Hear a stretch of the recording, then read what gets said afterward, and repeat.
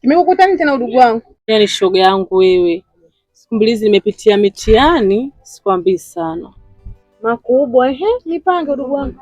Shoga yangu siona nimefubaa hivi, mwenzio nimeumwa. Umeumwa nini tena udugu wangu? Wao ndo michepuko yako ile tena imeumwa nini shoga yangu? Tuambiane. Shoga yangu nakwambia, asubuhi nimeamka tumbo linaniuma hatari.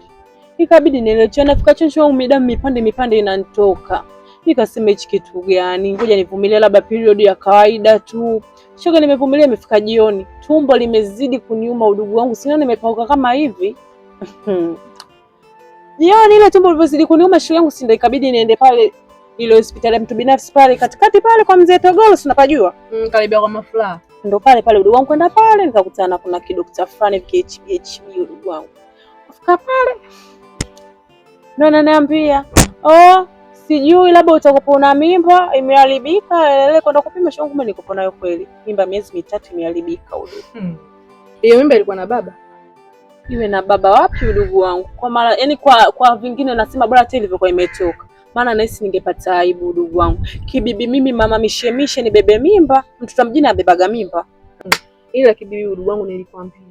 Unanicheka mimi udugu wangu, mimi sio mbaya. Nimekwambia kibibi, sasa hivi ndio tupambane. Biashara kibao, wanaume na faida gani? Lakini udugu wangu akaingia kutokea ukaona kama mimi mnizalau. Ushaona? Kwa kuwa mimi mwenzako mimi amenikuta udugu wangu. Ushaona? Mimi nimezalishwa mtoto udugu wangu. Mmoja kijijini, ushanielewa? Nimekuja kuda kupambana. Sasa wewe na uchungu wa maisha ulikuwa una. Sasa hicho cha mtoto. Bado kuna gonjwa. Naitwa ukimwi. Hiyo mimba tu imeharibika. Mimba si unapata mimba unaenda kuzaa leba, ukimwi unaenda kuzaa. Ila leo mmoja siku mbaya shoga yangu. Ngoja kwanza nipige jicho hapa jikoni. Siku nikipata muda udugu wangu niko na hofu nitakupigia simu uje kwangu tuongee vizuri. Hapa nyewe nipo kwenye biashara shoga yangu. Basi sawa udugu, ndo kama hivyo. Shoga yangu hapa nipo nje na nyuma hatari. Kwa hiyo usijali, matatizo yalikuta shoga yangu kwa kiasi cha 100 tu, chukua tu. Utandai.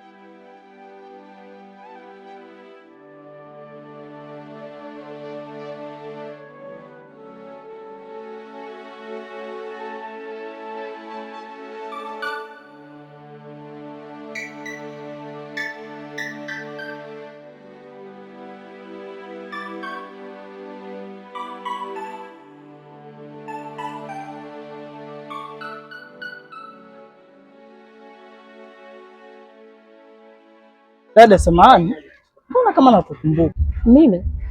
Ya, nilikutana baa. Dani, la inawezekana. Unajua harakati nyingi. Ila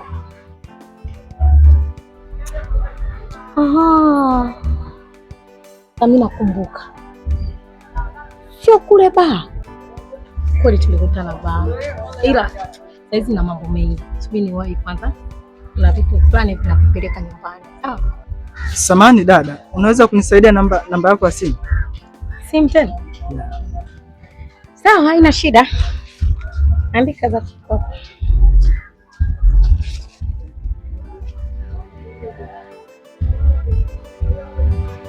Yeah. 58. Sawa. Bye. Bye.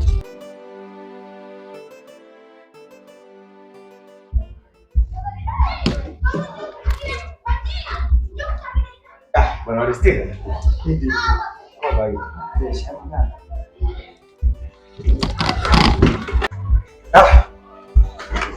Na umeniwahi ndugu yangu. Bwana ndio najiandaa hapa nifunge niondoke. Nimetoka kwa mtamawazo wangu huko, yani anayenipa mawazo. Katika pita nikasema ngoja nimsalimie ndugu yangu hapa mara moja. Usiniambie ni yule binti ulionyesha siku ile? Ya, yule shimejaa kwamba nilikuonyesha siku ile. Ndugu yangu, usilolijua ni kama usikuagiza. Najua natamani nikwambie kitu. Daktari haruhusiwi kutoa siri za mgonjwa. Lakini wewe ndugu yangu, leo acha nikwambie. Bwana pale umeingia asifa pole. Namaanisha chaka la simba pole.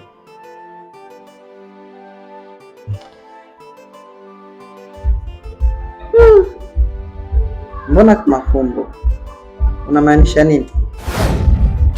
Ndugu yangu,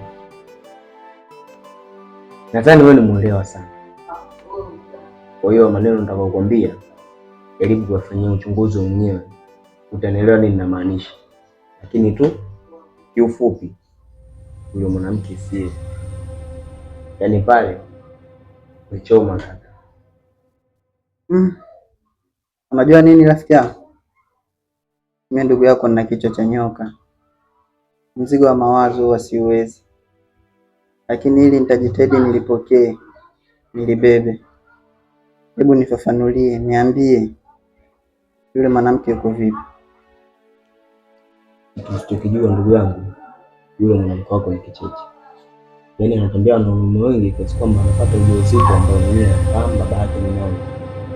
Na isitoshe sio hivyo, amefanya jaribio la kutoa mimba. Una taarifa kuhusu hiyo? Lakini mimi najua. Na hizo taarifa nakwambia wewe kwa sababu ndugu yangu, sitaki upotee. Sije kutoa taarifa hizo kwa mtu mwingine. Sheria mimi inaniruhusu kama daktari kutoa taarifa za mgonjwa wangu. Ninakwambia wewe ndugu yangu, yule mwanamke akufai, achana naye. Mapenzi usikufanye hivyo ndugu yangu, sababu wanawake wapo wengi sana. Okay. Inatosha. Ulikuwa rafiki yangu kwa muda mrefu sana, au sasa isitoshe nilijifunza vingi sana katika maisha yangu. Ikiwemo niliambiwa hivi, kuna mtu alishawahi kusema kwamba ukweli unaweza kusababisha mkose kabisa umpendaye, lakini uongo unapunguza kasi katika mahusiano. Siwezi kupokea moja kwa moja kwamba ni kweli au uongo, lakini acha nilichukue, nitalifanyia kazi. Isitoshe tutaongea kesho. Muondoka kwa hasira tena.